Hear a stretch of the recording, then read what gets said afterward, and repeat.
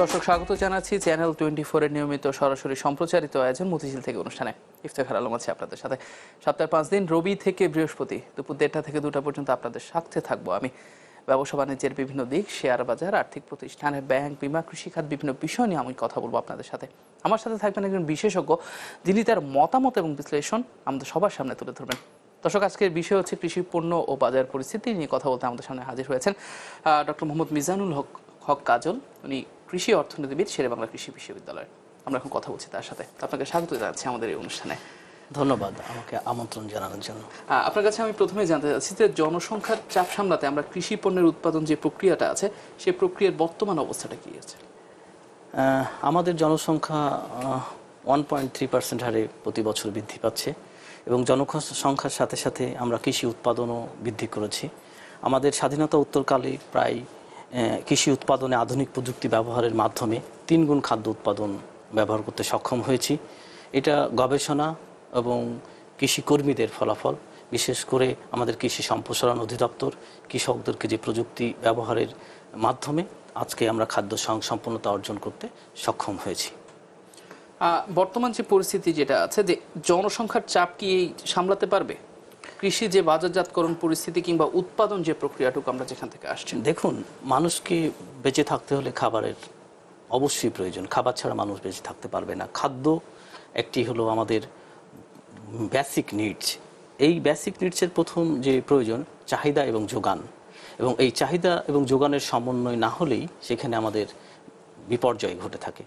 তো আমাদের এই জনসংখ্যা বৃদ্ধির সাথে সাথে আমরা খাদ্য উৎপাদন করে সক্ষম হয়েছি। সেজন্য আজকে আমাদের দারিদ্রতা হার কমে 24.7% এসে পৌঁছেছে এবং আমরা এমডিজি গোলকে অর্জন করতে সক্ষম হয়েছি। তো এই ক্ষেত্রে আমরা বলবো কৃষি প্রযুক্তি আমাদের বর্তমানে যদি ব্যবহার করতে সক্ষম হই, আধুনিক কৃষি প্রযুক্তির মাধ্যমে আমরা অবশ্যই সামনেও আমাদের যে জনসংখ্যা বৃদ্ধির সে বৃদ্ধির সাথে সাথে খাদ্য উৎপাদন বৃদ্ধি এবং তার সাথে সাথে আমাদের এই চাপ সামলাতে আমরা সক্ষম হব এবং আমাদের জনগণকে আমরা খাদ্য পৌঁছে দিতে পারবো, আমি বিশ্বাস করি। আপনার কথা সূত্র ধরে বলছি, আপনি বলছেন কৃষির আধুনিকায়নের কথা। আমরা কৃষি আধুনিকায়নের জন্য দেখছি আমরা বিভিন্ন গবেষণা প্রতিষ্ঠান সরকারি বেসরকারি পর্যায়ে আছে, বিভিন্ন ধরনের যন্ত্রপাতিও আমরা চলে আসছে, মাঠ পর্যায়ে দেয়া হচ্ছে কাজ করার জন্য। মাঠ পর্যায় থেকে সর্বোচ্চ উৎপাদনের পর গ্রাহক পর্যায় পর্যন্ত আসতে একটা বিশাল একটা প্রসেস বা সমন্বিত উদ্যোগের কথা বলা হয় এবং সমন্বয়ের কথা বলা হয়। এই সমন্বয়ের ঘাটতির জন্য কিন্তু আমরা দেখতে পাচ্ছি যে বাজারের ব্যবস্থাপনা যেটা, এটা অব্যবস্থাপনায় রূপ নিয়েছে। কিন্তু দেখুন, কৃষি বাজারজাতকরণের ক্ষেত্রে আমি যদি দেখি অনেকগুলো ধাপ আমরা পার করতে হয়। সেই ধাপগুলোতে প্রথমে যদি ধরেন উৎপাদন, তার সাথে সেলিং বা বিক্রয় এবং তার সাথে মার্কেটিং, এবং এই তিনটে যদি সমন্বয় না ঘটে তাহলে সেই ক্ষেত্রে কিন্তু এই বিপর্যয়টা থেকেই যাবে। এবং এই বাজার ব্যবস্থাপনার ক্ষেত্রে আমরা যদি বলি কি প্লেয়ার্স, এই কি প্লেয়ার্স হিসাবে কারা কাজ করে? প্রথমত পর্যায়ে কৃষক, তারা উৎপাদক হিসাবে আমাদেরকে খাদ্য যোগান দেয় এবং তারপরে আমরা দেখি মধ্যস্বত্বভোগী, এবং সেখানে আমরা কিছু কিছু বলি ম্যানুফ্যাকচারার্স বলতে পারি, সেখানে আমরা বলি তার সাথে আছে কিছু ট্রেডার্স এবং রিটেলার্স, এবং তার সাথে আমরা লাস্ট পর্যায়ে যারা ভোক্তা। এবং এই 4 পর্যায়ে কৃষকের উৎপাদন পর্যায়ে এবং আমরা সেলিং পর্যায়ে ম্যানুফ্যাকচারার্স এবং ট্রেডিং আমরা যদি একটা সমন্বয় সাধন করতে পারি, এবং অবশ্যই ভোক্তারা স্বল্প মূল্যে ভালো মানের খাবার তাদের পক্ষে পৌঁছানো সম্ভব। তার মানে আমাদের একটা সমন্বয় সাধনের প্রয়োজন প্রত্যেকটা পর্যায়ে, উৎপাদন থেকে ভোক্তা পর্যায়ে পৌঁছানোর জন্য। এবং এর মাঝে যে একটা লম্বা আমরা বলি সাপ্লাই চেইন, সেই সাপ্লাই চেনে যে মধ্যস্বত্বভোগীরা কাজ করে থাকে, এদেরকে যেমন বাদ দেওয়াও যাবে না, এবং এদেরকে আমাদেরকে চিন্তা করতে হবে কিভাবে কমানো সম্ভব। আমরা যদি এই মধ্যস্বত্বভোগীদেরকে কমানো সম্ভব হয়, তাহলে কৃষক যে উৎপাদন, তারা উৎপাদন খরচ করে তাকে মুনাফা দিয়ে যেন পণ্য বিক্রি করতে পারে, সেটা সম্ভব। এবং তার সাথে সাথে অপরদিকে আমরা যারা ভোক্তা, তারা কিভাবে স্বল্প মূল্যে ভালো মানের খাদ্য পেতে পারি, সেটারও ব্যবস্থা করা সম্ভব। এবং এই ব্যবস্থাপনার বিষয়টা পরিপূর্ণভাবে বৈজ্ঞানিকভাবে করা সম্ভব। এবং এইখানে 3টে পর্যায় আছে, 3টে পর্যায়ে তারা এই ফাংশনগুলো কাজ করে থাকে। আমরা যদি বিপণন ব্যবস্থাকে বলি, প্রথমত আমরা দেখি এক্সচেঞ্জ ফাংশন, আমরা বিক্রয়, এবং এখানে দুটো পার্টি, একটা হলো বায়ার্স আর একটা হলো সেলার্স, এবং ক্রেতা এবং বিক্রেতা। এবং এই ক্রেতা এবং বিক্রেতা প্রত্যেকটা পর্যায়েই আমরা তাদেরকে কি চাই এবং তাদের চাহিদা মতন, এবং তারা যদি আমরা যোগান দিতে পারি, ক্রেতাও ভালো দাম দিতে পারবে, এবং যারা বিক্রেতা তারাও পণ্যের মান যদি রাখতে পারে তাহলে ভালো দাম তারা পেতে পারবে। এবং তার মাঝখানে যেটা এই ম্যানুফ্যাকচারার্স, ট্রেডার্স এবং রিটেলাররা যে কাজটা করে থাকে, তারা বেসিক্যালি ফিজিক্যাল ফাংশনস, যারা ফিজিক্যাল ফাংশনসগুলো করে থাকে, যেমন কৃষি পণ্য খুবই স্বল্প মেয়াদি, এবং এটা স্টোরেজ ব্যবস্থাপনা ভালো হতে হবে, তারপরে ট্রান্সপোর্টেশন ব্যবস্থাপনা ভালো হতে হবে, এবং প্রসেসিং ব্যবস্থাপনা ভালো হতে হবে। তার সাথে সাথে আমরা যদি 3 নম্বর যেটা আমরা বলি সেটা ফ্যাসিলিটেটিং ফাংশন। আচ্ছা, ফ্যাসিলিটেটিং ফাংশনের ক্ষেত্রে আপনার মান স্ট্যান্ডার্ডাইজেশন হতে হবে। কারণ হলো একই পণ্য বিভিন্ন ক্রেতা বিভিন্ন দামে কিনছে, কারণটা কি? মানের ভিত্তিতে। কিন্তু প্রত্যেক ক্রেতাই কিন্তু চাই ভালো মানের পণ্য কিনতে। সেই ক্ষেত্রে তারপরেও আবার সেখানে ফাইন্যান্সিংয়ের একটা ব্যাপার আছে, যে কোথায় থেকে আমরা ফাইন্যান্সিং, যথাসময়ে যদি আমরা ফাইন্যান্সিং না করতে পারি, তার মানে এই ফাইন্যান্সিং বিষয়টাও আসবে, তার সাথে রিস্ক বিয়ারিং ফ্যাক্টরস আছে, এবং মার্কেট ইন্টেলিজেন্স, আমরা সেখানে ইনফরমেশন কালেকশন, কোথায় কি পরিমাণ, তার মানে আমাদেরকে চাহিদা এবং যোগানের সমন্বয় করার জন্য কখন কোন কমোডিটির কতটুকু প্রয়োজন এবং কোথায় বিক্রি করলে সঠিক মান বজায় থাকবে এবং ন্যায্য মূল্য পাবে, এই বিষয়গুলোকে আমাদেরকে আনতে হবে সামনে। আমরা একটা জিনিস মানে সবসময় উঠে আসছে বিভিন্ন জিনিস, সেটা হচ্ছে জেনেটিক্যাল কিংবা হাইব্রিড। এই খাবারটা আসলে কি, আর মানুষের মধ্যে একটা ধারণা জন্মেছে হয় জিনিসটা বেশি খারাপ, না হলে জিনিসটাকে আমরা আমাদের উৎপাদন ব্যবস্থা অর্থাৎ জনসংখ্যার চাপ সামলাতে আমরা এই জিনিসটাকে সবার সামনে নিয়ে আসছি, আমাদের এখন খেতে হচ্ছে, আমরা দেখাচ্ছি। এই বিষয়টা একটু জানাবেন। বিষয়টা দেখুন, আপনি প্রথমেই বলেছেন জনসংখ্যা বৃদ্ধি পাচ্ছে, তার সাথে যদি জনসংখ্যা বৃদ্ধির সাথে সাথে খাদ্য উৎপাদন, আমাদেরকে এই চাপ সামলাতে হলে আধুনিক প্রযুক্তি ব্যবহার অবশ্যই করতে হবে। এবং এই আধুনিক প্রযুক্তির একটি দিক হলো বায়োটেকনোলজি, জৈব প্রযুক্তি। সেই বায়োটেকনোলজির একটা পার্ট হলো জেনেটিক্যালি মডিফাইড যে ফুড আমরা জিএমও বলি সেইটা, এবং তার সাথে আসছে হাইব্রিড। এবং এই জেনেটিক্যালি মডিফাইড ফুড এবং হাইব্রিড আমরা জানি একটু বেসিক্যালি এটা হলো একটা জিন ট্রান্সফারের মতন বিষয়, যেগুলো আমরা বীজের মধ্যে খাদ্য উৎপাদনের ক্ষেত্রে যে ব্যক্তিটা যে জিনটা বেশি পরিমাণ উৎপাদনের জন্য দায়ী, সেই জিনটা মডিফাই করে আমরা এমন একটি ভ্যারাইটি আবিষ্কার করি যেটা যে কোনো ধরনের বা বেশি পরিমাণ উৎপাদন দেবে। তো এইরকম আমরা যদি বলি, আমরা সল্ট টলারেন্স ভ্যারাইটি আবিষ্কার করতে সক্ষম হয়েছি, আমরা ড্রট টলারেন্স ভ্যারাইটি আবিষ্কার করতে সক্ষম হয়েছি। তার মানে আমাদের লবণাক্ত এলাকায় আমরা যদি ধান উৎপাদন করতে চাই, তাহলে আমরা সেই ভ্যারাইটিটা, এবং এটা কেবলমাত্র সম্ভব হয়েছে এই জিন টেকনোলজি ব্যবহার করি। তো এটা যদি সম্ভব হয় এবং এতগুলো মানুষকে যদি খাদ্যের নিশ্চয়তা প্রদান করতে হয়, অবশ্যই আমাদেরকে এই বায়োটেকনোলজি প্রসেস অথবা হাইব্রিড প্রসেস বা জিওমো যেটাই বলি না কেন, এই পদ্ধতিতে আমাদেরকে যেতেই হবে। তবে আমাদের যে আধুনিক প্রযুক্তি ব্যবহারের সাথে সাথে আমাদের মাঝে এখন অনেক প্রশ্ন এসছে, এগুলো আমাদের ফিজিক্যালি টলারেন্স কিনা। স্বাস্থ্য, আমরা এখন খাদ্যে স্বয়ংসম্পূর্ণতা অর্জনের সাথে সাথে আমরা স্বাস্থ্য সচেতনতা হয়েছি, এগুলো আমাদের রোগ বৃদ্ধির দিকে নিয়ে যাচ্ছে কিনা।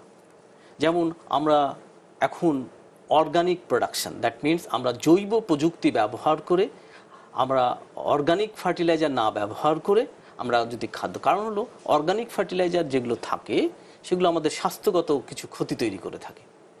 আমরা যদি একটা প্রচুর পরিমাণ বিষ ব্যবহার করি খাদ্য উৎপাদনে, তাহলে দেখা যাবে যে আমার শরীরে সেই বিষটা ট্রান্সফার হচ্ছে, এবং এটা আমরা প্রচুর পরিমাণে বেসিক্যালি আমাদের যে এখন স্বাস্থ্যের দিকে ক্যান্সার বা বিভিন্ন ধরনের রোগের আমরা প্রকোপ দেখছি, সেটা আসলে খাদ্য থেকেই বেশিরভাগ ক্ষেত্রে এটা প্রভাব বিস্তার করে থাকে। ডক্টর মিজানুর, আমরা একটা ছোট্ট বিরতি যাব, এরপর এসে দেশের কৃষি ব্যবস্থাপনা এবং দেশীয় বাজার নিয়ে আমরা কথা বলবো, এবং এই বিষয়ে থাকছে বিরতির পর আপনার সাথে কথা বলছি। দর্শক, মতিঝিল থেকে অনুষ্ঠানে আমরা একটা ছোট্ট বিরতি নিচ্ছি, ফিরছি একটু পরে, আমাদের সঙ্গে থাকুন।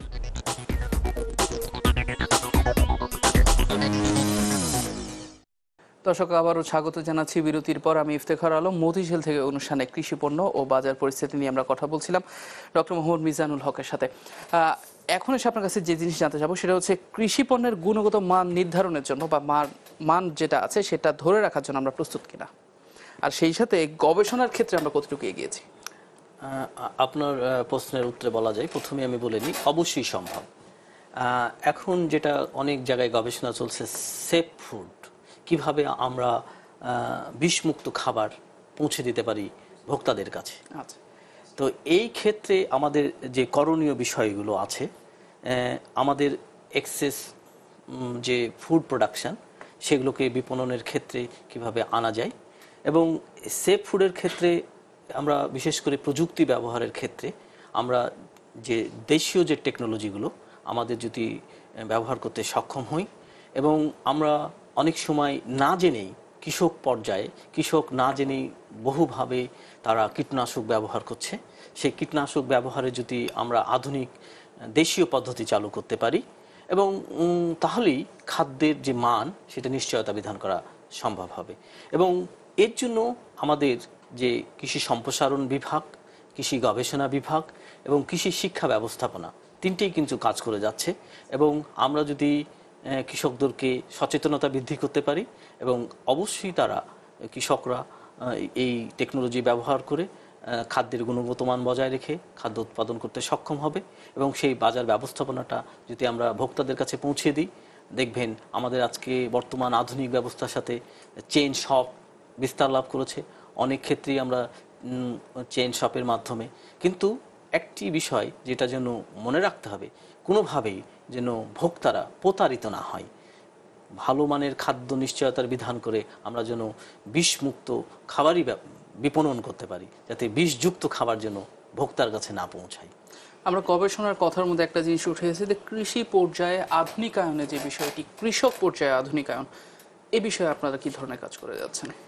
কৃষক পর্যায়ে যে আধুনিক যে স্বল্প মূল্যে যে প্রযুক্তি বা কিনতে পারে, দেখুন এখন কৃষি, আমাদের অর্থনীতি কৃষিভিত্তিক অর্থনীতি, এবং মানুষ কৃষি থেকে এখন চলে আসার কারণে মজুরের সংকট সৃষ্টি হচ্ছে। মজুর সংকটের সৃষ্টির কারণে উৎপাদন ব্যাহত হচ্ছে। সেই দিক থেকে আমাদের প্রযুক্তি নির্ভর হতে হবে। প্রযুক্তি নির্ভরের দুটো জিনিস, একটা হলো লেবার, যে ইন্টেনসিভ টেকনোলজি থেকে আমরা ক্যাপিটাল ইন্টেনসিভ টেকনোলজির দিকে যেতে পাচ্ছি, এবং আমাদের উৎপাদন সাথে সাথে আমরা উৎপাদনও আমরা বৃহদাংশে বৃদ্ধি করতে সক্ষম হচ্ছি। তো এই দুটো বিষয়ের আমাদের ক্যাপিটাল ইন্টেনসিভ টেকনোলজি কিভাবে কৃষকদেরকে, দেখেন এখন সরকার অনেক ব্যবস্থাপনা রেখেছে, কৃষি প্রযুক্তি ব্যবহারের জন্য উৎসাহিত করার জন্য সরকার সাবসিডি দিচ্ছে। কৃষি মেশিনারি প্রযুক্তি যদি কিনে, কৃষক পর্যায়ে সরকার সরাসরিভাবে তার ব্যাংক অ্যাকাউন্টে 25% ভর্তুকি দিয়ে যাচ্ছে সে কৃষক। আপনারা জানেন বিদ্যুৎ, ডিজেল, সব ক্ষেত্রেই কৃষক দুটো ব্যবস্থা, একটা হলো input management, output management. Input management এবং উপাদানের যে ব্যবস্থাপনা, উপাদান সরবরাহের ক্ষেত্রেও সরকার ভূমিকা রেখে যাচ্ছে, এবং আফটার প্রোডাকশন, দ্যাট মিনস আমাদের প্রোডাকশনের পরেও যদি কৃষক ন্যায্য মূল্যে বিক্রি করতে পারে, তারও কিন্তু সরকার কিছু কিছু ব্যবস্থা রেখে যাচ্ছে। বিশেষ বিশেষ ক্ষেত্রে আমাদের দেশে দেখা যায় আমাদের প্রায় 77% জমিতে ধান উৎপাদন হয়। আচ্ছা, এই যে 77% জমিতে ধান উৎপাদন, বহুদিন থেকে আমাদের দেখে কৃষি বহুমুখীকরণ ধারণাটি কৃষক পর্যায়ে আমরা ছড়িয়ে দিয়েছি, এবং অনেকেই আপনারা জানেন ক্রপ ডাইভার্সিফিকেশন।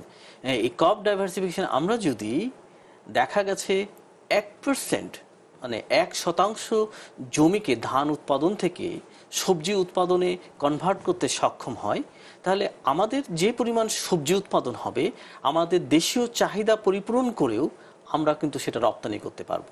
এবং রপ্তানি যদি করতে পারি, এটা দুটো দিক, একটি হলো খাদ্যে স্বয়ংসম্পূর্ণতা অর্জন, এবং তার সাথে সাথে আমাদের যে নিউট্রিয়েন্ট ব্যালেন্স, আপনারা জানেন সবজি থেকে প্রচুর পরিমাণ নিউট্রিয়েন্ট ব্যালেন্স পাওয়া যায়, এবং আপনারা দেখে থাকবেন আমরা অনেক পরিমাণ আমদানি করে থাকি।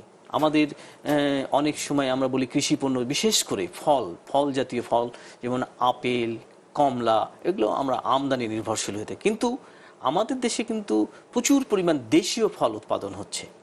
আপনি দেখুন আমড়া, পেয়ারা, কুল আমরা যদি এগুলোকে প্রপার ব্যবস্থাপনার মাধ্যমে আমরা যদি কৃষককে উৎসাহিত করি, তাহলে উৎপাদনও বাড়বে, আমরা গুণগত মানের খাবারও কিন্তু এই ফলের যে চাহিদা সেটাও মেটাতে পারবো। কারণ হলো এর পুষ্টিগুণ, আমাদের দেশীয় ফল এর কিন্তু পুষ্টিগুণ অনেক বেশি।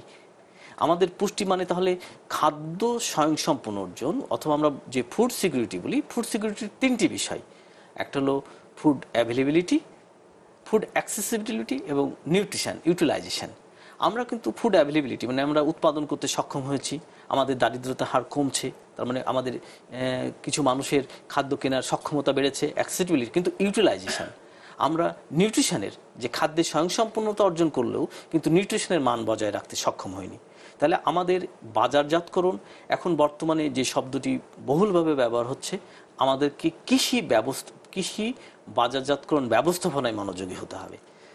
কৃষি বাজারজাতকরণের ব্যবস্থাপনা মনোযোগীর কারণে আমাদের প্রত্যেকটা পর্যায়ে কিন্তু ভ্যালু অ্যাডিশন হয়। আমি এর আগেও আমার আগের আলোচনায় বলেছি ভ্যালু অ্যাডিশন হয়। সে কিভাবে ভ্যালু অ্যাডিশন হচ্ছে সে এবং আমাদের সাপ্লাই চেনটাকে এবং সেই দিকে আমাদেরকে নজর দিতে হবে। ডক্টর মিজানুল, আমরা অনুষ্ঠানে একেবারে শেষ পর্যায়ে, আপনার কাছে আমার সর্বশেষ প্রশ্ন সেটি হচ্ছে, কৃষি বিশ্ববিদ্যালয়গুলো যেগুলো রয়েছে সেগুলি বাংলাদেশের কৃষি ব্যবস্থাপনা এবং তার যে যতগুলো কাজ আছে সেসব বিষয়ে তারা স্বয়ংসম্পূর্ণ কিনা? বর্তমানে আধুনিক প্রযুক্তি ব্যবহারের ক্ষেত্রে যে কৃষি বিশ্ববিদ্যালয়ে যে শিক্ষা এবং গবেষণা হচ্ছে তা আমি বলবো বিশ্বমানের। বাংলাদেশের কৃষি বিশ্ববিদ্যালয় এখানে একটি প্রচুর মানে তারা দুঃসাহসী ভূমিকা রেখে গেছেন এবং বর্তমানে যে বিশেষায়িত 8টি কৃষি বিশ্ববিদ্যালয় যে কৃষি শিক্ষা দিয়ে যাচ্ছেন এবং কৃষি গবেষণা এবং কৃষি সম্প্রসারণ, এবং এই কৃষি গবেষণা, কৃষি সম্প্রসারণ এবং কৃষি শিক্ষা এবং এই তিনটির সমন্বয় সাধনের মাধ্যমেই আমরা কিন্তু খাদ্যের স্বয়ংসম্পূর্ণতা অর্জন করতে সক্ষম হয়েছি। আমি বর্তমানে যেটা বলবো, আমাদের এই কৃষি বিশ্ববিদ্যালয়গুলোর সাথে যে গবেষণা হচ্ছে এবং কৃষি সম্প্রসারণ যে ব্যবস্থাপনা আছে এবং যে কৃষি শিক্ষার যে আধুনিকায়ন এবং এই তিনটি modernisation, modern agriculture teaching method, তার সাথে একটি প্রত্যেকটা বিশ্ববিদ্যালয়ের সাথে একটি নেটওয়ার্কিং ব্যবস্থাপনা, আমরা যদি আমাদের নলেজ শেয়ারিং করি তাহলে আমরা অবশ্যই কৃষিক্ষেত্রে অধিক পরিমাণে অবদান রাখতে সক্ষম হব। আমাদের বাংলাদেশ কৃষি বিশ্ববিদ্যালয়ের প্রচুর পরিমাণ জাম প্লাজম যে সেন্টার আছে, সেই সেন্টারের মাধ্যমে তার যে প্রযুক্তিগুলো আমরা যদি কৃষক পর্যায়ে ছড়িয়ে দিতে পারি, তারও কিন্তু আমাদের দেশের কৃষি অর্থনীতির উপর একটা বিরাট ভূমিকা রাখবে। আমি সর্বশেষে একটি কথা বলতে চাই, আপনারা দেখেছেন পত্রপত্রিকায় গতকাল অ্যাঙ্গাস ডেটন অর্থনীতিতে নোবেল পুরস্কার পেয়েছেন। তার মূল বিষয় ছিল কিন্তু গবেষণার ক্ষেত্রে ছিল তিনটি, একটি হলো দারিদ্র্য, একটা হলো জনকল্যাণ ওয়েলফেয়ার এবং একটা হলো ভোগ।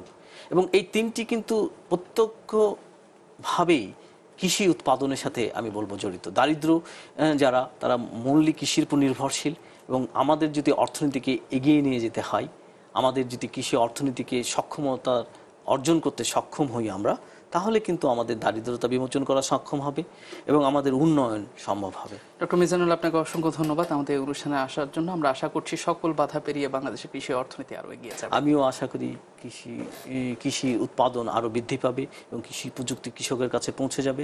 আমি চ্যানেল 24কে ধন্যবাদ জানাই এরকম একটি অনুষ্ঠানে আমাকে আজকে আহ্বান জানানোর জন্য। ধন্যবাদ সকল দর্শককে। দর্শক, মতিঝিল থেকে অনুষ্ঠানে আজকে এ পর্যন্তই। আগামীকাল আবার নতুন কোনো বিষয় নিয়ে কথা হবে, ততক্ষণ পর্যন্ত আমাদের সাথেই থাকুন।